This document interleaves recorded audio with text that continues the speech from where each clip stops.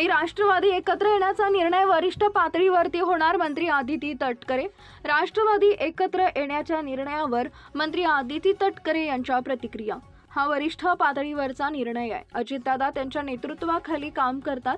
दोन्ही राष्ट्रवादी एकत्र येण्याचा निर्णय वरिष्ठ पातळीवर होईल। मी यावर काही बोलू शकत नाही।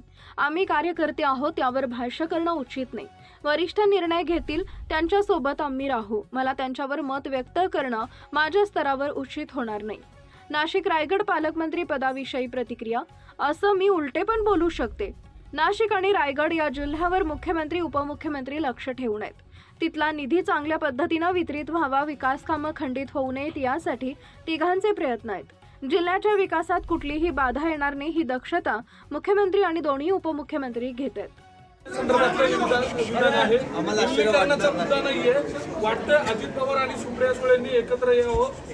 हा त्यांचा वरिष्ठ पातळीवरचा निर्णय। आम्ही काम करत असताना अजितदादांच्या नेतृत्वाखाली ते राष्ट्रीय अध्यक्ष म्हणून आम्ही त्यांच्या नेतृत्वाखाली कार्यकर्ते म्हणून काम करतोय। दोन्ही राष्ट्रवादी एकत्र येणं, एकत्रितपणाने काम करणं पुढच्या काळात हा वरिष्ठ पातळीवरचा निर्णय। त्याबाबत मी काही फार अधिक टिप्पणी त्यावर करू इच्छित नाही। पण शरद पवार असं देखील म्हटलेत की दोन्ही राष्ट्रवादींनी एकत्र यायचं की नाही हा निर्णय सुप्रिया सुळेंना घ्यायचा नाही। मी म्हटल्याप्रमाणे हा वरिष्ठ पातळीवरचा निर्णय। आम्ही कार्यकर्ते आहोत, त्यामुळे कार्यकर्त्यांना त्या संदर्भामध्ये काही भाष्य किंवा त्या ज्या उच्च स्तराच्या निर्णयामध्ये आम्ही भागच नाही।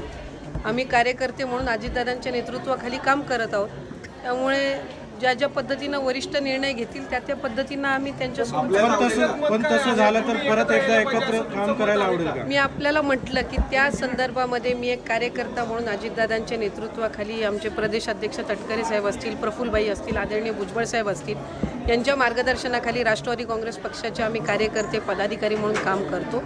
दोन्ही राष्ट्रवादी एकत्रितपणाने येणं, पुढच्या कालावधीमध्ये काम करणं हा वरिष्ठ पातळीवरचा निर्णय। मला तरी स्वतःला त्याच्यावर काही मत व्यक्त करणं हे माझ्या स्तरावर मी उचित समजत असं मी उलटही बोलू शकते। त्याच्यामुळे आज नाशिक असेल का रायगड असेल का, राज्याचे मुख्यमंत्री देवेंद्र फडणवीस साहेब, राज्याचे उपमुख्यमंत्री एकनाथजी शिंदे साहेब आणि अजितदादा हे तिघही दोन्ही जिल्ह्यांवर लक्ष ठेवून आहेत।